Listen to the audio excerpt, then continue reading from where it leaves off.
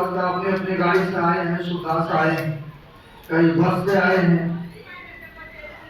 होता क्या है सज्जनों, गाड़ी करके कुप्पा का भागलपुर आए और आने के बाद वहां पर महर्षि संजय ब्रह्म जी महाराज से नमस्कार किए, अपना दुखनामा सुनाया। होता है ना, दुखनामा सुनाते हैं। बोला कोई बात नहीं, आप श्रद्धा लेकर आए हैं, विश्वास लेकर आए हैं, तो आप रहिए यही जब तक रहने की इच्छा हो। एक रूम दे दिया रहने के लिए, एक रूम दे दिया और बोला कि भोजन पानी अपने से बनाइए, खाइए, रहिए, सारा सुख सुविधा दे दिए। सज्जनों सारा सुख सुविधा दे दिए, रहने लगे और वह सुबह शाम सत्संग में आते रहे। इनको हुआ कि मरना तो है ही है, शरीर को छोड़ना है ही है, लेकिन सदगुरु के चरण में होना, उपाध्याय भारत का आश्रम में होना, बेचारा खाने भी लगा, जो नहीं खाने था वो भी खाने लगे, क्योंकि उनको था कि हम गुरु महाराज के तपोस्थली पर शरीर छूटेगा तो छूटेगा, कोई बात नहीं। अब रहने लगे। सज्जनों अब खाएंगे पिएंगे तो शरीर में जान तो आएंगे ना, है? हमें भी आज बोलने के इच्छा नहीं हो रही थी। कई भक्तों ने जूस वगैरह सब पिलाते आए कि महाराज जी को देखते बहुत पसीना पसीना, बहुत परेशान। अब कभी देखते हैं गला भी फंस रहा है, क्योंकि ठंडा ठंडा ले आया, कई बोतल जूस वगैरह सब का। सज्जनों ले आया, खाया पिया, रहा तो शरीर में ताकत भी होने लगे। अब 1 महीना बीत गया, डॉक्टर ने समय दिया था कि ज्यादा नहीं बचोगे, मात्र 1 महीना का मेहमान हो।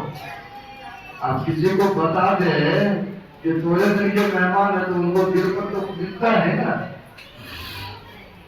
रहने लगे, खाने लगे, लेकिन महीना तो पार गए, 2 महीना हो गए, अब फिर तीसरी महीना भी हो गए। अब शरीर में ताकत जान बुझाने लग गए। मन में हुआ लगता है कि गुरु महाराज की कृपा हो गया है, शरीर में किसी प्रकार की कष्ट नहीं है, किसी प्रकार के दुख नहीं मालूम हो रहा, लेकिन जो खाना था शरीर को दिखाई रहा था। लेकिन ऐसा सदगुरु की कृपा हुआ सज्जनों, ये सच्ची बात है, सच्ची घटना है। और उनको हुआ एक बार चलते हैं, चेकअप करा लेते हैं, डॉक्टर के पास चेकअप कराते हैं। सज्जनों जैसे गए ना डॉक्टर के पास चेक कराने के लिए, डॉक्टर ने जब रिपोर्ट निकाला, चेक किया, तो डॉक्टर ने कह दिया कौन सी दवाई दी आपको, तो अब कोई शरीर में कैंसर है ही नहीं, शरीर में अब कोई कैंसर है नहीं, कौन सी दवाई दी है? इन्होंने कह दिया कि मैं सदगुरु का दवाई ले रहा हूँ, सदगुरु के चरण में रह रहा हूँ, शरण में रह रहा हूँ। दवाई तो मैं क्या कहूँगा, गुरु महाराज का ध्यान भजन सब करता हूँ। बोले तब आप गॉड गिफ्ट हो, आप तुम्हारे शरीर में किसी प्रकार की रोग व्याधि नहीं है। तो देखिए सदगुरु के प्रति श्रद्धा, निष्ठा, विश्वास रखे तब सदगुरु की कृपा हो गए। इसलिए रामायण में भी लिखते हैं, बिनु विश्वास भक्ति नहीं हुई, अत्ययी बिनु दर्वे ने राम, राम कृपा बिनु जीवन नहीं विश्राम। बिना विश्वास और श्रद्धा के भक्ति नहीं होते। जिनको मानते श्रद्धा निष्ठा से मानिए और दिल से मानिए और सुमरन भजन कीजिए, देखिए सदगुरु की कृपा आपके ऊपर होगी। एक भक्त घर में परेशानी के कारण से चले गए, उनका हुआ कि गुरु महाराज के नजदीक ही था, चले गए कुप्पागढ़ भागलपुर। जाकर के गुरु महाराज से कहते हैं कि गुरुदेव आजकल हमारे ऊपर कृपा नहीं है आपकी, है इतना दान पुण्य, इतना भजन सुमरन करता हूँ, फिर भी घर में कला कलेश लगा रहता है। तो सदगुरु महाराज ने कहा है कि देखो जी तुम कहते हो दया नहीं है, दया को उल्टा दो क्या होगा, याद होगा ना, अब तुम याद करोगे तो दया ही दया है, कृपा ही कृपा है। सज्जनों, सदगुरु की कृपा तो अपरंपार है। कहा है, सदगुरु की महिमा है अनंत, अनंत किया उपकार, लोचन अनंत उधारिया, अनंत दिखावन हार।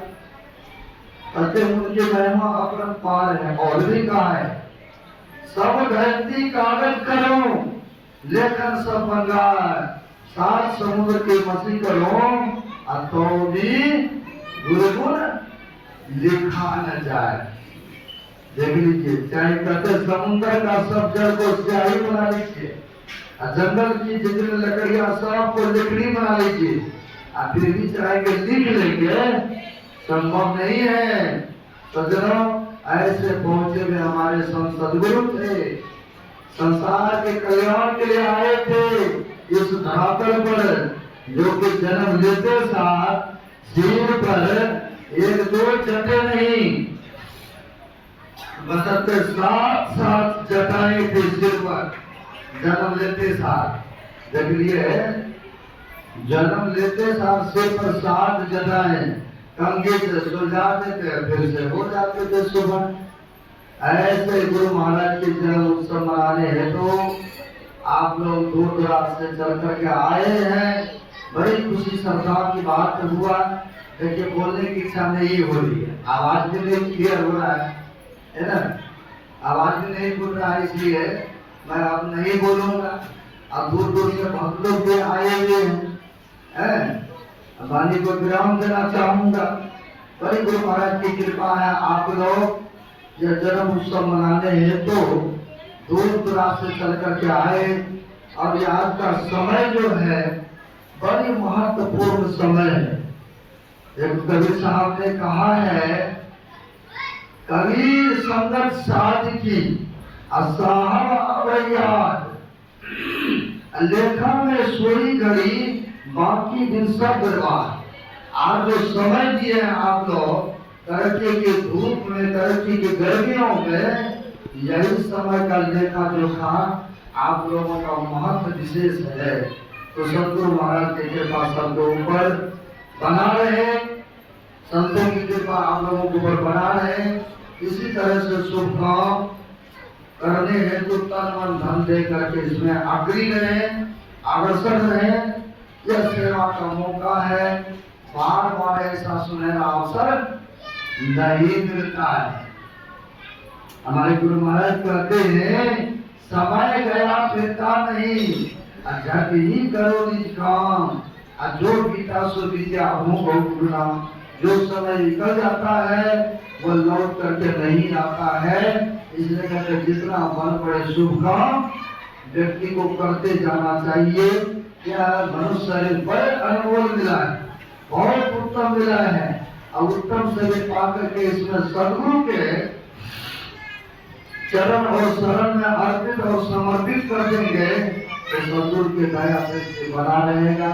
तो मैं फिर भी गुरु महाराज से प्रार्थना करते हैं, हे गुरुदेव सबों के ऊपर इसी तरह से दया दृष्टि बनाए रखें, अपने चरण में लगाए रखें।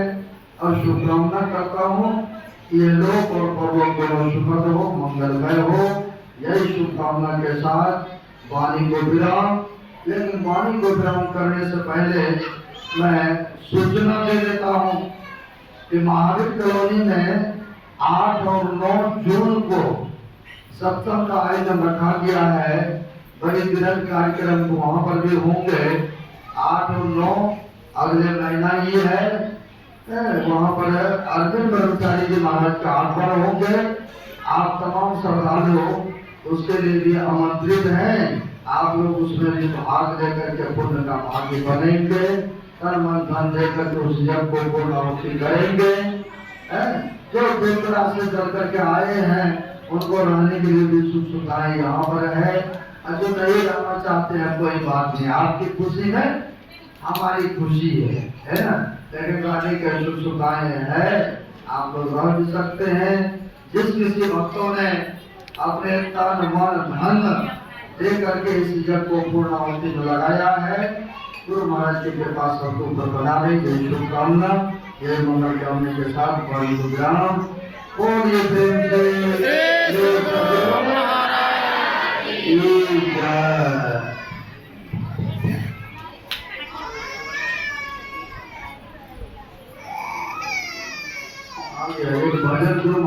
आते की तो तबला माता की हाँ ये एक भजन के बाद आध्यात्मिक आपकी हो जाएगी। तमाम श्रद्धालुओं से विनती है कि थोड़ा सा और समय दें।